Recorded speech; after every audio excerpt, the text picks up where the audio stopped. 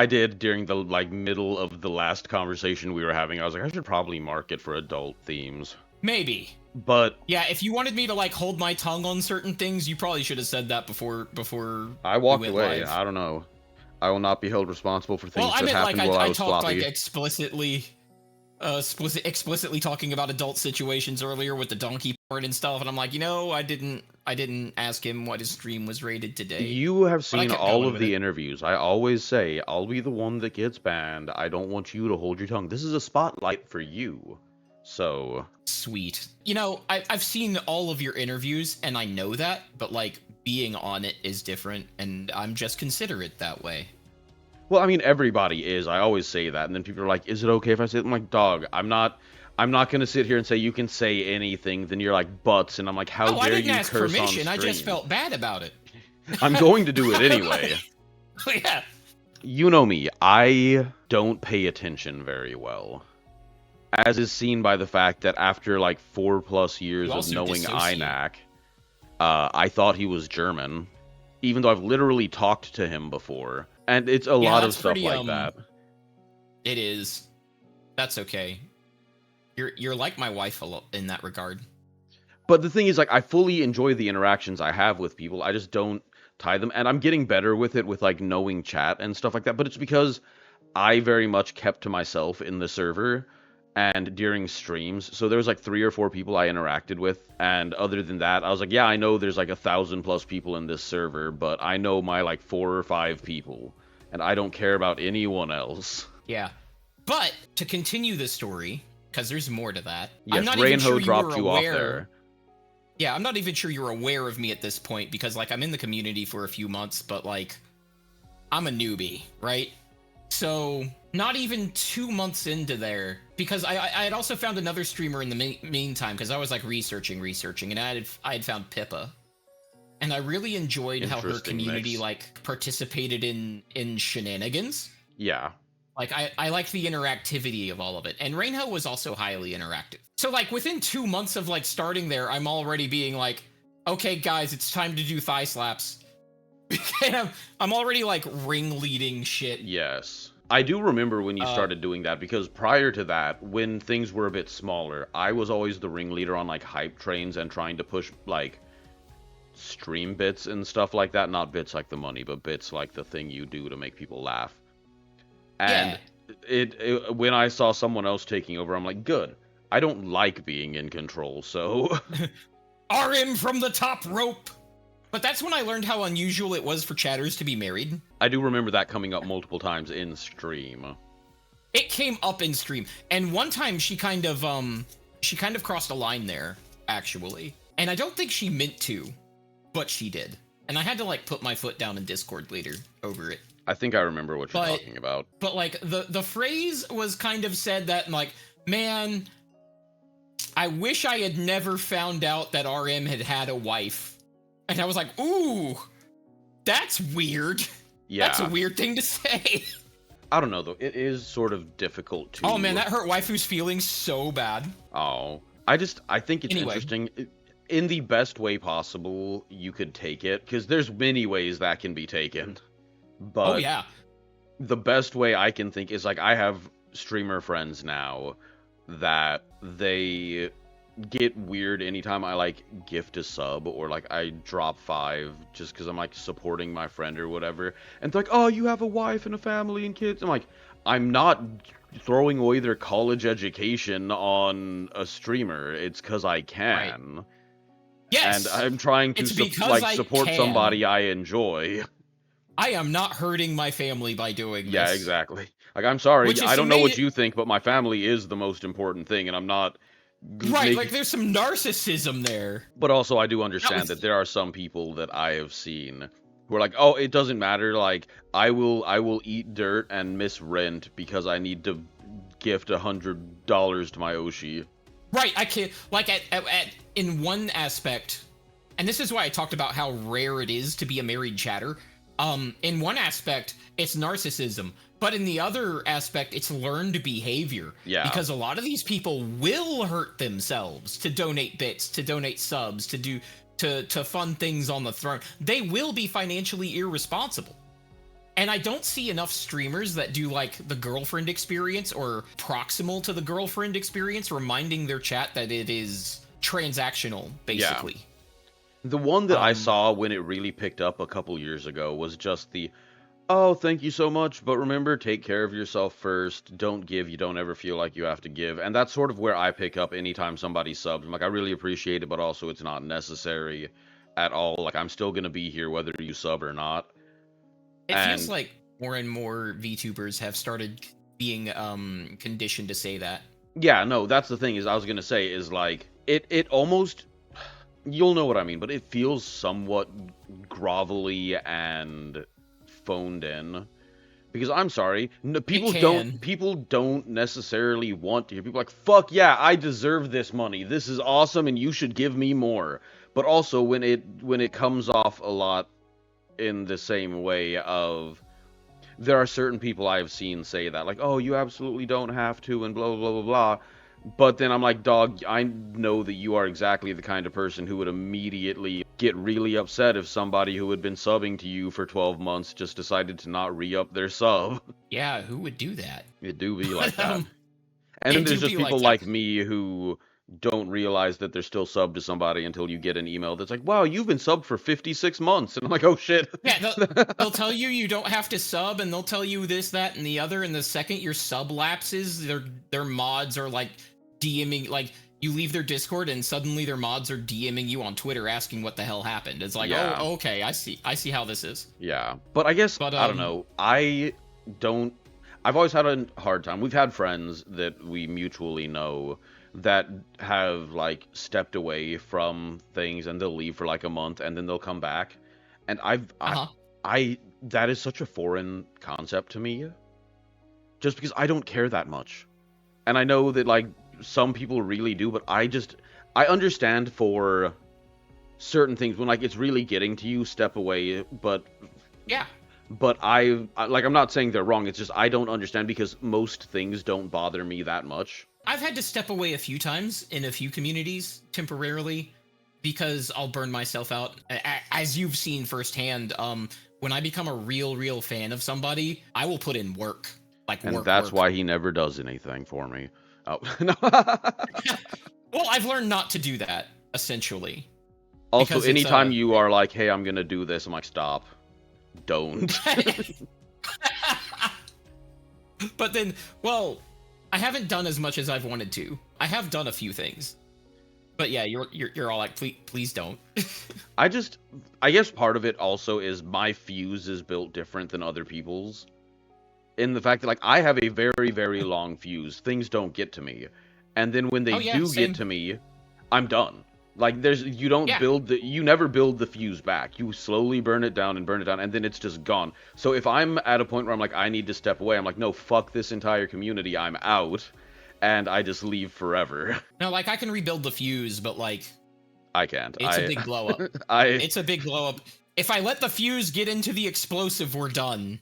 Exactly. So I generally leave before the fuse burns all the way down, and then That's I can come fair. back. So, a mixture of both of the conversations we've had, your CISSP / security in general background, how has that framed how you see, like, the streamer / VTuber community? Because we've talked a lot, you've had streams just about how unsafe certain things are that are very commonplace, or were very commonplace. I actually had that opinion before VTubing, because before VTubing was adult content. Yes. And I guess it's time to tell this story out loud. There was a person who had a jar with a My Little Pony. Kinda. Who played to a niche I'm very into. So there aren't a lot of people on the internet. Yeah, I'm trying to be very careful here because there's not I know, that's why I'm trying to actively trip you. There's not a lot of people who serve that niche. There's more now than there were back then. So back in the day when it was just rock carvings of boobs. There were like literally 3 people that served the niche. And what this person did was they bought something from a supplier that I also bought stuff from. Oh, I know this story. Sorry, continue. And they posted a review of it on their personal account by accident. And the personal account mentioned how much their subscribers liked it and described the content and a little. And I'm like, oh no, I know who that is. That's their real name. Uh-oh. And real name, this is where I developed my rubric for DMing people about security things that I see that they have wrong. So I'm like, if I tell this person I found this, I don't deserve it, but they could be so spooked by the fact that I saw it that I'm about to get banned here. Yeah. So I'm going to make sure that this information that I just found can actually be used to locate this person. Well, this person had an ex that basically put them on blast everywhere he could, and in like public arrest records and stuff, like websites that basically, this was a long time ago too. Like, these things existed back then, but like websites that basically be like, oh yeah, this person's a piece of shit, here's their arrest record. So yeah, like first 3 Google results is their real address. So I'm like, oh man, I have to tell them. So I'm like, here comes the ban. And so I DM this person, but that's my rubric. It's like, if it's not actionable, I won't tell you about it. If I am in your DMs telling you you have a security problem, I have gone through this process and it is actionable. Just so we're clear. So I DM them. They don't react afraid at all. They're actually very grateful. They take the review down, and then they invite me to their house. And well, since you know where it is, yeah, me and wife would go spend some time with them on our second honeymoon. So that was fun.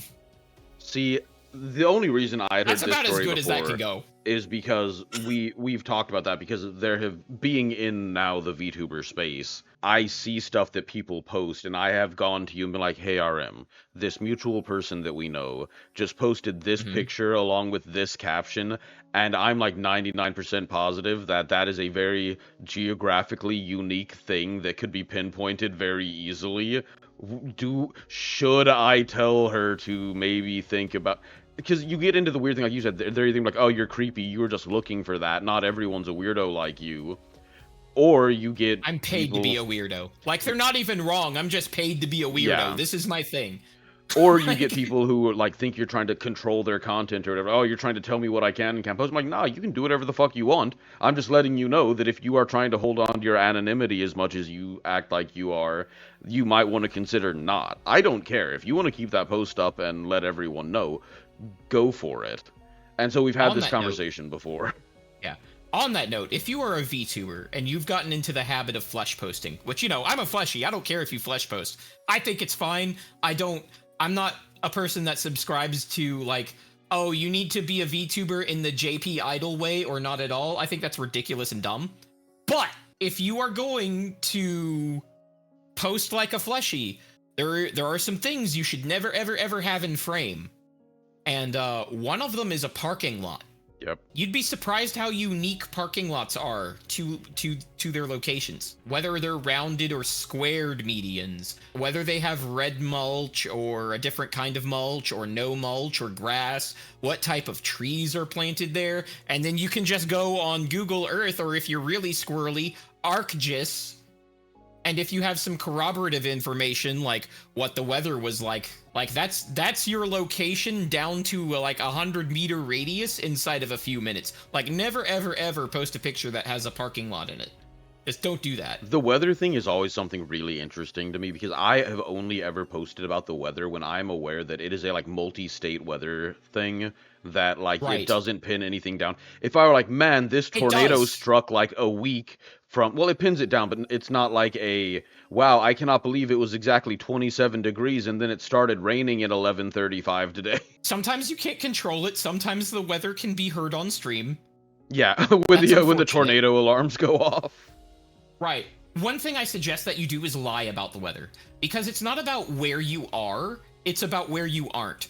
So when you say, oh, this multi-state weather storm came through and I'm safe to talk about that, well, if you look at a map of the United States at any given time, there's a good 30 states in CONUS on any given day that don't have a single rain shower in them at all. So I can be like, you're not in these 30 states now. And if I do that 2 or 3 times, Yeah, you can I know what slowly start state you're in. eliminating them. Yeah. Oh, it's fast. It's like 3 times tops. I mean, I don't care. I've talked about living in Oklahoma on stream Oh, yeah, so much. Like, yeah, that's fine. And it's like, but when you're revealing your location, make sure it's a choice you're making and not an accident that's happening. That's what I'm saying. Make sure that it's a choice, because the information I reveal is a choice.